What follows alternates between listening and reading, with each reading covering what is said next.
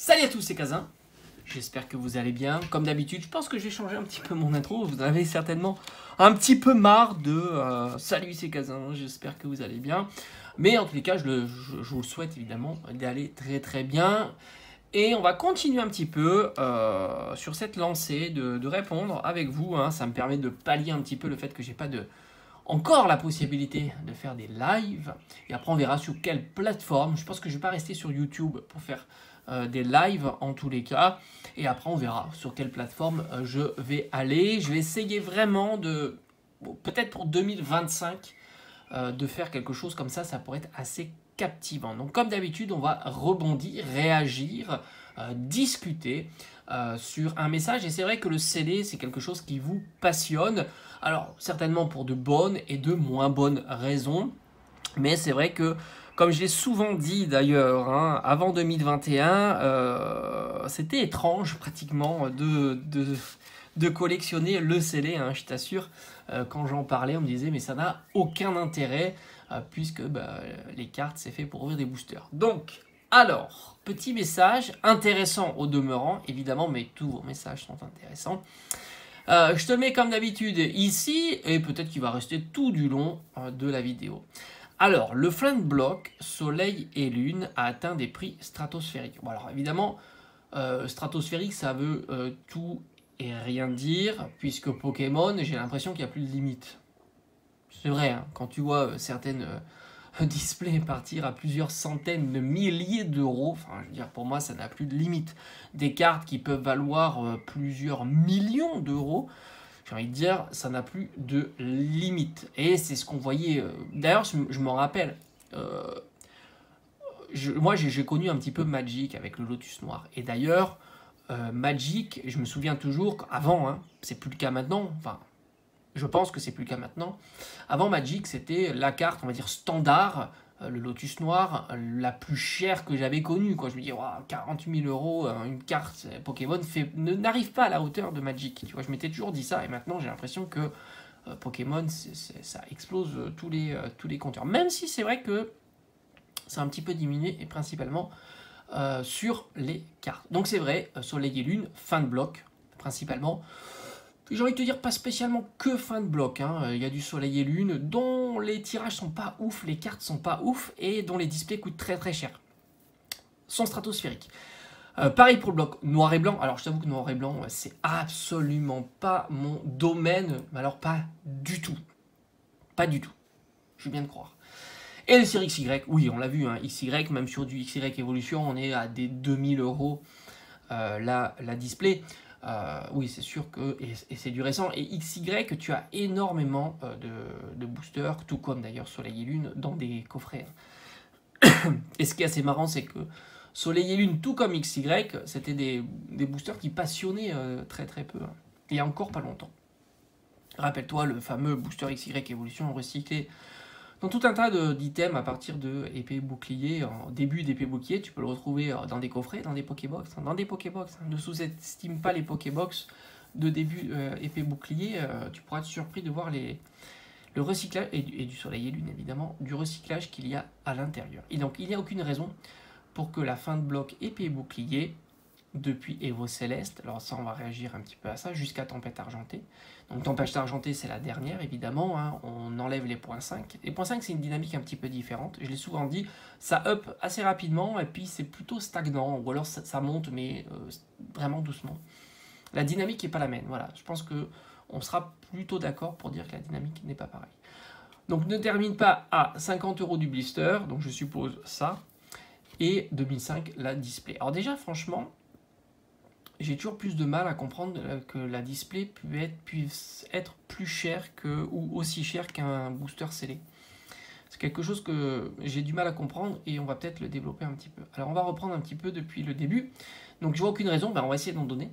Ça peut être assez intéressant. Depuis Evo Céleste, alors c'est marrant parce que depuis Evo Céleste jusqu'à Tempête Argentée, pourquoi avoir viré toutes les displays de début de bloc épée bouclier, puisqu'au final quand tu regardes les displays, bon, alors moi je fais toujours une séparation 2021, donc tout ce qui est en dessous de 2021, j'ai envie de dire je ne peux pas les comparer avec tout ce qui est au-dessus de 2021. Déjà, c'est une première différence que je peux donner avec XY, Noir et Blanc et Soleil et Lune. Toutes ces séries, ces blocs, ont été avant la hype. Et moi, j'en fais une différence fondamentale. Fondamentale. Bon, il y a toujours les cloches qui sonnent, c'est normal, c'est folklorique. Pourquoi fondamentale? Parce que tout simplement, cette série-là, si elle avait été après 2021, ça aurait été absolument différent, complètement différent, et toutes les autres d'ailleurs. Donc t'en fais une différence, et d'ailleurs tu peux même faire une différence, puisque même des séries comme Soleil et Lune de base, qui n'intéressent peu évidemment, si ce n'est la collection en scellé, les cartes à l'intérieur sont pas exceptionnelles, il n'y a rien qui est vraiment intéressant de Soleil et Lune de base, et pourtant la display vaut quand même 500 €, et si ça veut, elle va continuer à monter petit à petit parce qu'elle fera partie de sa branche de domaine qui est la collection de scellés. Collection de scellés. Et que forcément les quantités sont pas astronomiques. Et rappelle-toi, 2021, tu pouvais acheter du Soleil et Lune de base à 100 €. Donc pas un prix stratosphérique. En 2020. C'était quasiment hier. Après, Noir et Blanc, c'est vrai que je ne connais pas trop. Et XY, bon, bah, comme je t'ai dit, hein, ça c'est pareil. Hein, les boosters XY Evolution et d'autres séries, c'était pas des boosters très recherchés. Et même un coffret comme... Alors les coffrets, c'est encore une autre dynamique, ça c'est vrai. Même les coffrets, mais il y a quand même des boosters à l'intérieur des coffrets, hein, donc c'est comme ça. Les coffrets Rayquaza chromatique, par exemple, de 2015... Je t'assure qu'avant 2021, ça valait pas une fortune. Si t'arrivais le vendre, je crois, je pense que ça valait une petite centaine d'euros, tu vois, tranquillement. Voilà, bon, c'était pas énorme. Pourtant, t'as quand même la carte promo, t'as la jumbo, t'as les 5 boosters. 2021, ça a vraiment changé le game. Et là, déjà, j'en fais une différence, tu vois. Les raisons, 2021. Avant, après. Moi, je pense que c'est assez fondamental. Alors pourquoi avoir exclu, donc comme je t'ai dit, début de bloc? Parce qu'au final, il y aura toujours cette branche collection qui n'a pas par vocation d'être ouverte et qui n'a pas par vocation d'être supportée par les cartes qu'il y a à l'intérieur. Ça veut dire épée bouclier de base, cage des rebelles, ténèbres embrasées.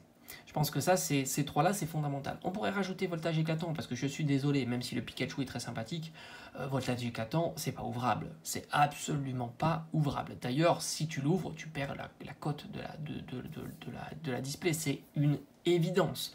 Autant on peut avoir un intérêt à ouvrir des displays comme du set de base, comme du ADL. D'ailleurs, c'est très sympa, parce qu'on m'a dit, hein, il y a une secrète assurée, peut-être même deux, donc qui drop beaucoup. Tu as les cartes qui te supportent, tu as les holos qui tombent, etc. Donc, tu peux être gagnant hein, sur ce type, ou alors tu peux ne pas trop perdre.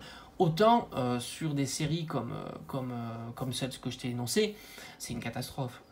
Et d'ailleurs, tu peux rajouter Soleil et Lune, et tu peux rajouter XY, et tu dois certainement pouvoir rajouter Noir et Blanc. Tout ça, ça s'ouvre pas parce que c'est catastrophique. Catastrophique, sans compter, c'est que, et ça en fait aussi une différence, pour le fait, les raisons que ça ne suive pas, c'est que tu as quand même pas mal de cartes qui circulent sur ces séries-là. Je dis quand même pas mal, mais c'est pas non plus stratosphérique. Donc là, j'en ferai une différence. Après, tu as enlevé, donc tu as mis Evo Céleste. Donc Evo Céleste, je crois que c'est avant Point de Fusion. Donc ça sous-entend que Point de Fusion fait partie de l'encadré. Point de Fusion. Mais pourquoi avoir enlevé Reine de Glace et Style de Combat? Parce que si tu considères qu'à 1000 € une Evo Céleste c'est ouvrable, tu imagines bien qu'à 300 € une Reine de Glace c'est ouvrable. Il y a un facteur 3, tu as un facteur 3 sur les alternatives, tu as les mêmes qualités de cartes, donc ok. Donc on pourrait imaginer que logiquement, tu pourrais rajouter Style de Combat, même si c'est un petit peu moins bien, Reine de Glace et Point de Fusion évidemment. Dans cette logique haussière, dynamique haussière. Mais franchement, 50 € et 2500 €, ce genre de série, c'est assez fou. Mais c'est vrai que on parle surtout d'évolution. 2500, c'est sûr que du épée et bouclier de base, j'y crois pas trop. Même si l'item doit être certainement beaucoup plus rare qu'un Evo Céleste, un Point de Fusion, Style de Combat et autres. Bon, il n'y a pas une timeline sur ton message, mais là encore une fois, ça serait intéressant de voir comment l'évolution se profile. Bon. C'est compliqué. Moi, je pense que la raison que ça ne suivra pas, c'est principalement 2021. Ça, c'est une grosse raison, c'est-à-dire que beaucoup d'items sont stockés maintenant, surtout sur forme de booster individuel, de display de TB, comparativement à avant 2021. D'où d'ailleurs le TB stratosphérique, on pourrait dire aussi, de Soleil et Lune, de épée bouquet de base et ainsi de suite. Et de toutes les, même de toutes les ETB, alors XY il n'y en avait pas, mais Soleil et Lune c'est pareil, je crois que les prix sont affolants.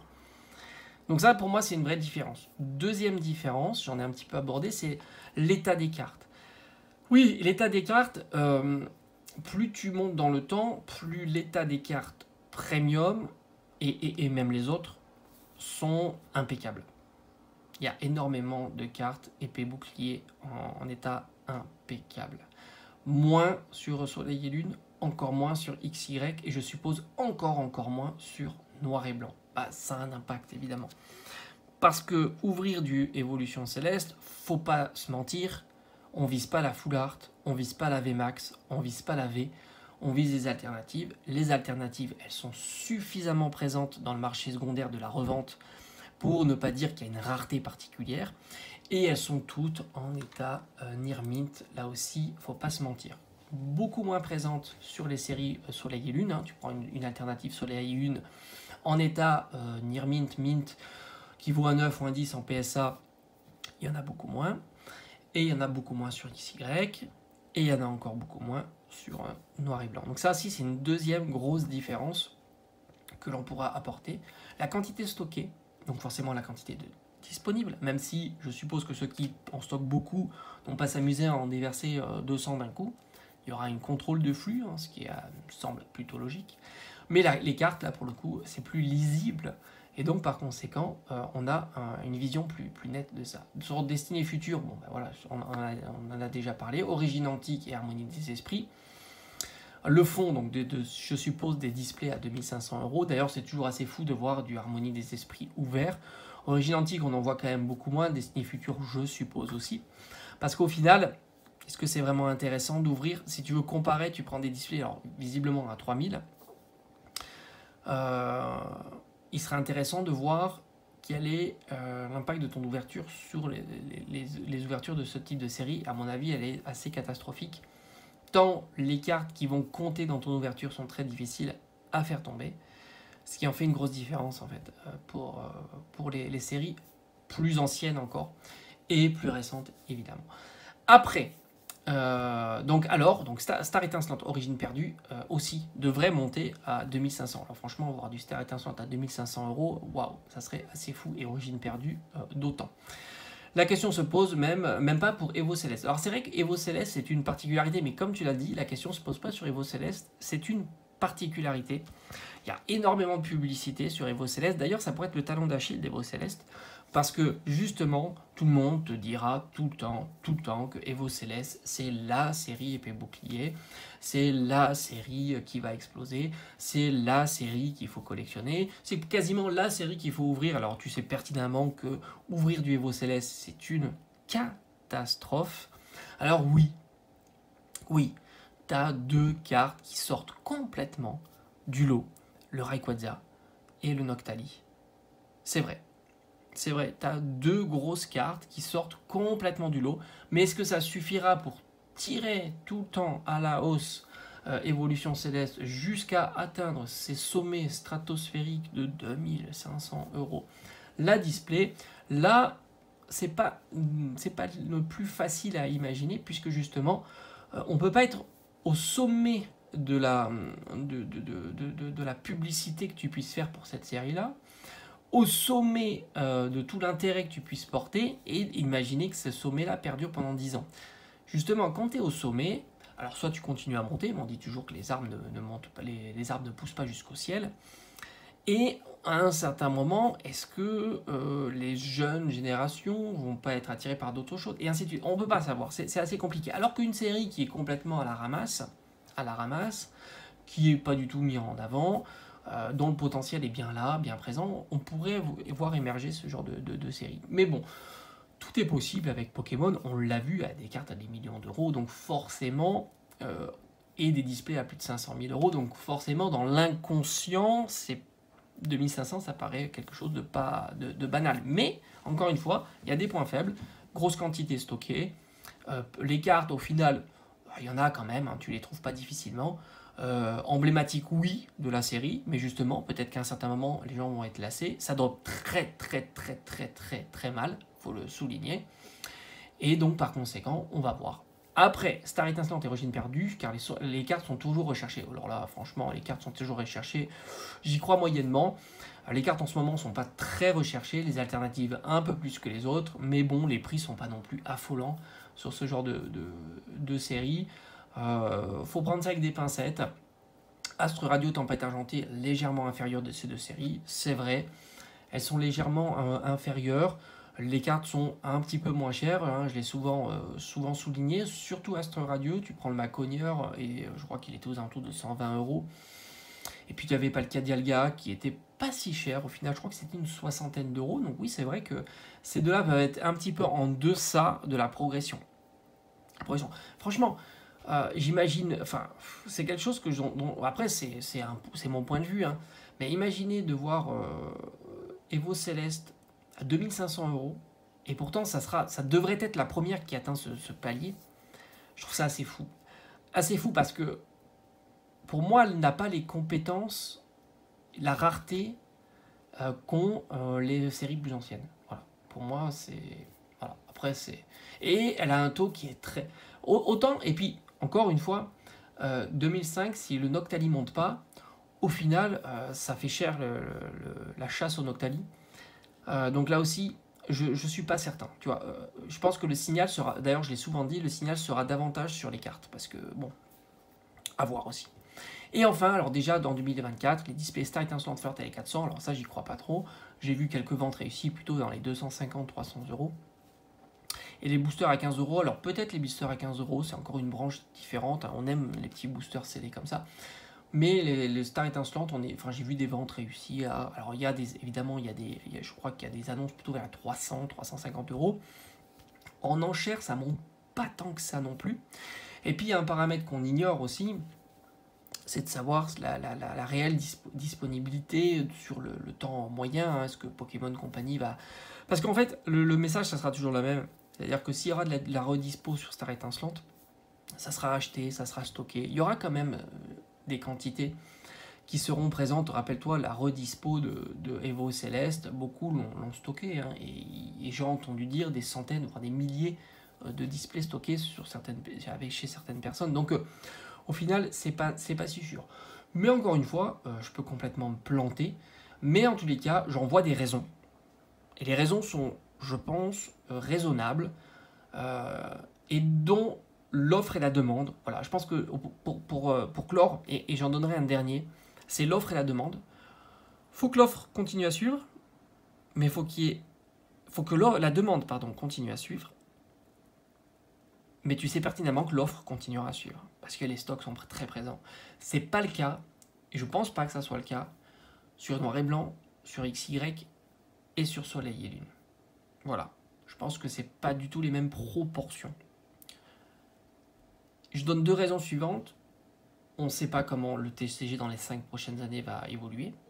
On ne sait pas. Les tendances peuvent se faire, on l'a vu, mais peuvent se défaire. Ça aussi. Parce que beaucoup savent que il faut acheter et stocker. Ça, c'est un mauvais signal. Comme je l'ai souvent dit, hein, quand tu vois dans la rue ou dans les boutiques certains qui te disent il faut que j'achète du Pokémon. Pourquoi ? Parce que je sais que ça va valoir très cher plus tard. Je pense que fondamentalement, c'est un très mauvais message pour tous ces items-là qui sont achetés à cette période-là.